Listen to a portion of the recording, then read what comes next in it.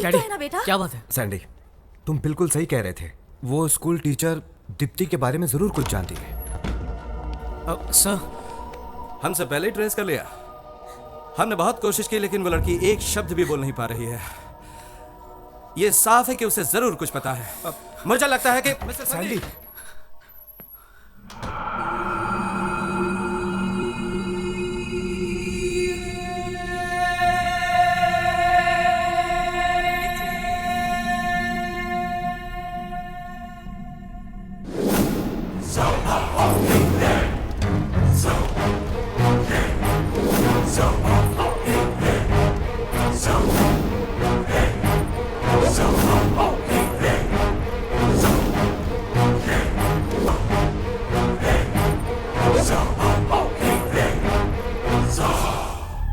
हमें लगा वो एक थप्पड़ खा के सुधर जाएगा, मगर नहीं सोचा था कि वो इस हद तक जाएगा।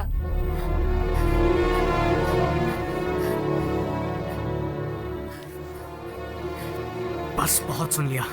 अभी जाकर उसकी हड्डी पसली एक कर दूंगा।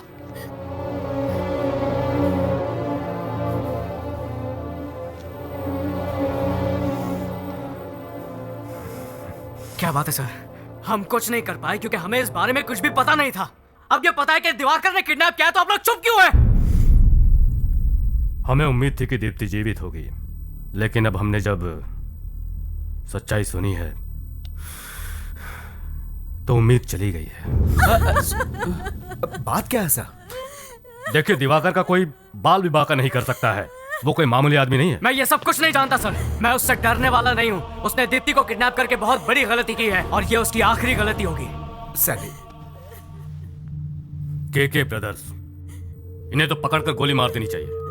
प्रभाकर और दिवाकर, इनसे निपट पाना कोई आसान काम नहीं है। गलत फैमिली बैकग्राउंड में पले बढ़े, गलत संगत में रहे, इंसान से राक्षस बनने में इन लोगों को जरा भी वक्त नहीं लगता। ये है समाज के दो गंदे कीड़े, प्रभाकर, दिवाकर।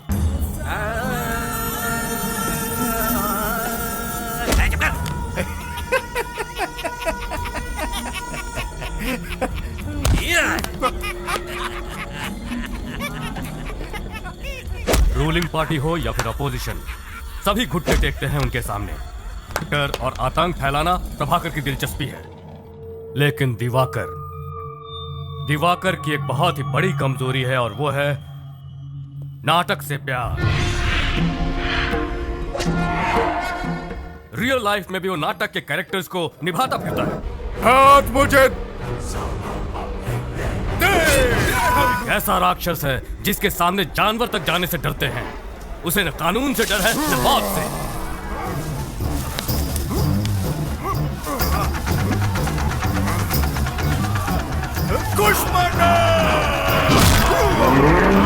वो हैवानियत का एक जीता जागता नमूना है।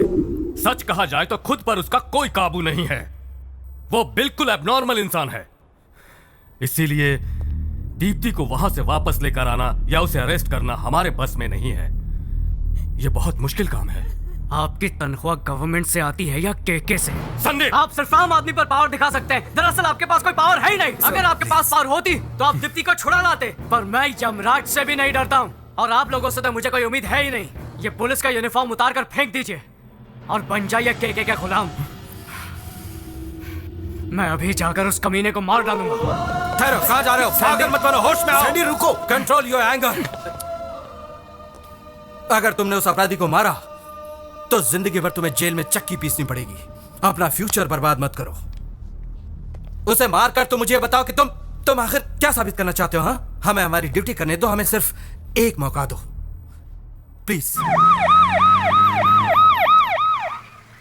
क्या रे, ये क्या हो रहा है? मैंने तुझे मिनिस्टर बनाया और तू मेरे पीछे पुलिस भेज रहा है? एक मिनट प्रभाकर, इतना भड़को मत यार।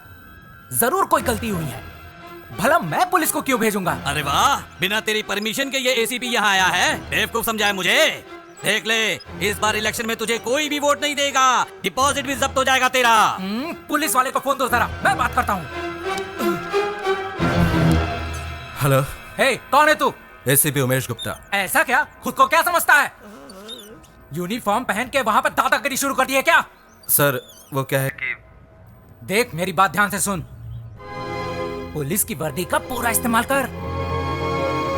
उस दरिंदे के घर जाने वाले तुम पहले ऑफिसर हो। पॉलिटिक्स के झमेले में मत फंसो। पुलिस पावर का पूरा इस्तेमाल करो। दोनों की हड्डी पसली एक कर दो। मैं तुम्हारी ड्यूटी के बीच में नहीं आऊंगा। देखो उमेश, अब तुम ऐसे पेश आओ जैसे मैंने तुम्हें चुप करा दिया हो। आप उस कमीने को फोन दो जरा। हाँ, समझा दिया ना इसे। मैंने उसे सब समझा दिया है छोटी सी फॉर्मेलिटी। उन्हें छानबीन करने दो, बाकी सब तो मुझ पे छोड़ दो।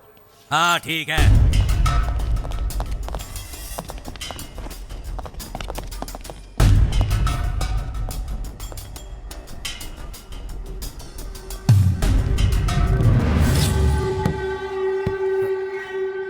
इस कमरे पर ताला क्यों है? खोलो इसे।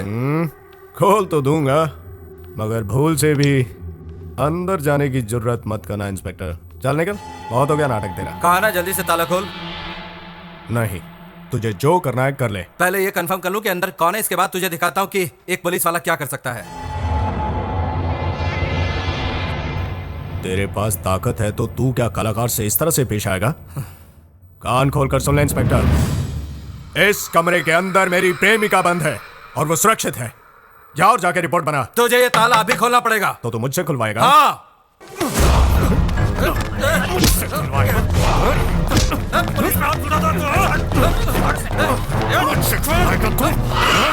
इंस्पेक्टर तेरी तो मुझे बताता है।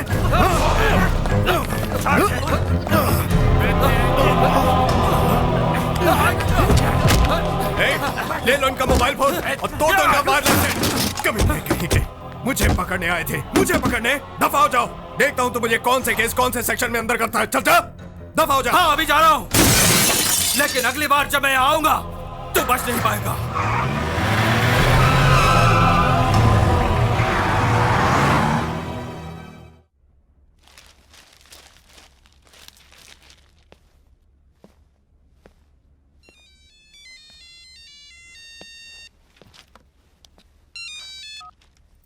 हेलो,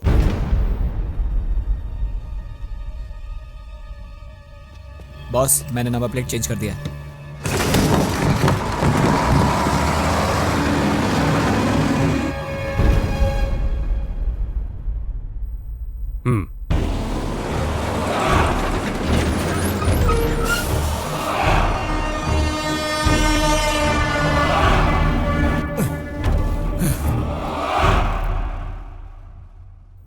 कहां पर?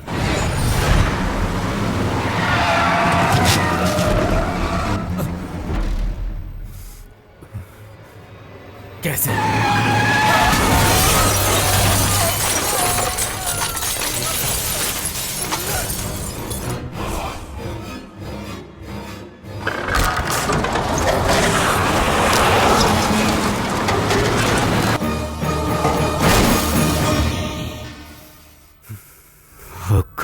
क्या बात है सर? केके ब्रदर्स की टीम ने एसीपी उमेश गुप्ता का एक्सीडेंट करवा दिया। हाँ। एसीपी और अंदर बैठे 2 पुलिस ऑफिसर स्पॉट डेड।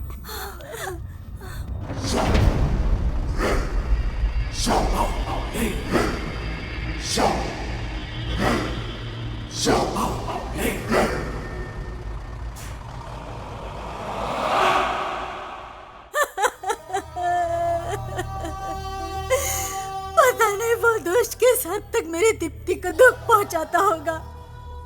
अब तक उस दुष्ट राक्षस ने उसकी पवित्रता को लूटकर उसे कहीं का नहीं छोड़ा होगा। हे भगवान।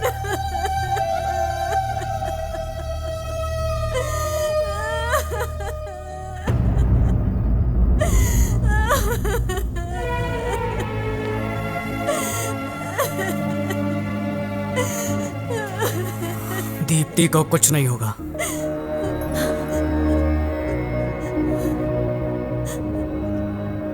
मैं तो बस इतना जानता हूं कि पवित्रता शरीर की नहीं बल्कि मन की होती है। वो जालिम ज्यादा से ज्यादा अपने बल से उसके शरीर को चोट पहुंचा सकता है, लेकिन उसके मन को मैला नहीं कर सकता, जो सिर्फ मेरे लिए है।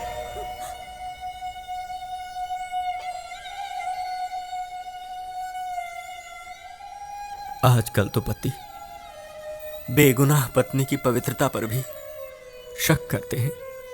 पिता होकर भी मैं अपनी बेटी को ठीक से समझ नहीं पाया। दुख और तकलीफ में ही सच्चे इंसान की पहचान होती है। हाँ, विकास तो केवल हमें सिर्फ डिग्री ही दिला सकता है, लेकिन संस्कार से मन इतना विशाल हो सकता है। वो आज समझ में आया मुझे, आज समझ में आया है।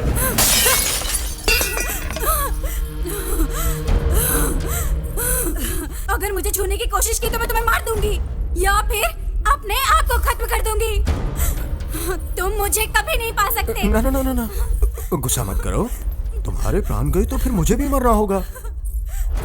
अगर आज मन नहीं कर रहा तो कोई बात नहीं, हम कल फिर कोशिश कर लेंगे। हाँ, मैं एक दिन बिल्कुल रुक सकता हूँ। अगर एक रात की बात होती तो मैंने तुम्हारा शरीर कब का छक लिया होता। तुम्हारे अहंकार को मैं नकारता हूँ क्योंकि मुझे तुम्हारे साथ हर रात बितानी है। मान जाओ।